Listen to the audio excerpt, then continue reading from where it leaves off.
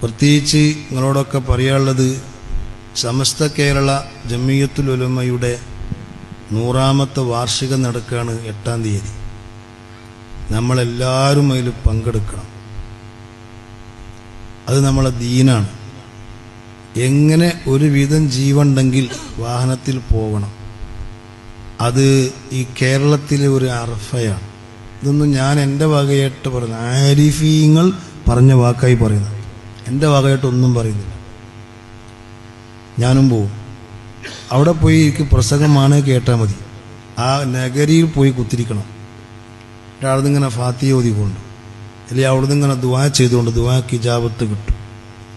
അവിടെ മൺമറഞ്ഞു പോയ അമ്പിയ ഉലിയാക്കന്മാർ മഹാന്മാരുടെ അർവാഹു പങ്കെടുക്കും. ഒന്നും ചെറിയ സംഭവമല്ല.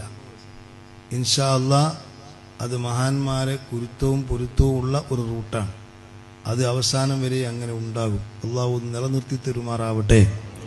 അതിനെല്ലാവരും പോകണം. വലിയവരും ചെറുപ്പക്കാരൊക്കെ പോകണം. ഞാൻ നീട്ടിപ്പരത്തി പറയല്ല, എല്ലാവരും ഇതിൽ പങ്കെടുക്കണം. പിന്നെ അത് നമ്മളെ ദീനാണ്. ആ ദീൻ നമ്മൾ നിലനിർത്തണം. നമ്മൾ ആരെയും കുറ്റം പറയരുത്.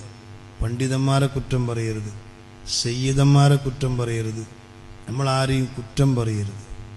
അവർക്കിടയിൽ എന്തെങ്കിലും അഭിപ്രായ വ്യത്യാസങ്ങളൊക്കെ ഉണ്ടെങ്കിൽ അത് അള്ളാഹു സുലഹാക്കി നല്ല രീതിയിലാക്കി തരുമാറാവട്ടെ. അതിന് അള്ളാഹുവിനോട് പ്രാർത്ഥിക്കാം. ഈ ഉമ്മത്ത് പിളരുന്നതും ഈ ഉമ്മത്ത് ഇനിയും അകന്നു പോകുന്നതും ഈ ഉമ്മത്ത് ഇനിയും പലതുമായി തീരുന്നതും നമ്മൾ പേടിക്കണം. നമ്മുടെ ആരുടെയും വാക്കുകൊണ്ട്, പ്രവൃത്തി കൊണ്ട്, ചിന്ത കൊണ്ട്, നിലപാടുകൊണ്ട് അങ്ങനെയൊന്നും സംഭവിക്കരുത്. അത് അള്ളാഹുവിനോട് ദുആ ചെയ്യണമെന്നും നമ്മുടെ അഖീദ, നമ്മുടെ ദീന് അത് സമസ്ത കേരള ജമിയത്തുൽ ഉലമയാണ്. അത് നമ്മൾ മുറുകെ പിടിക്കുകയും വേണം. അതിൻ്റെ ഖാദിമീങ്ങളാവണം.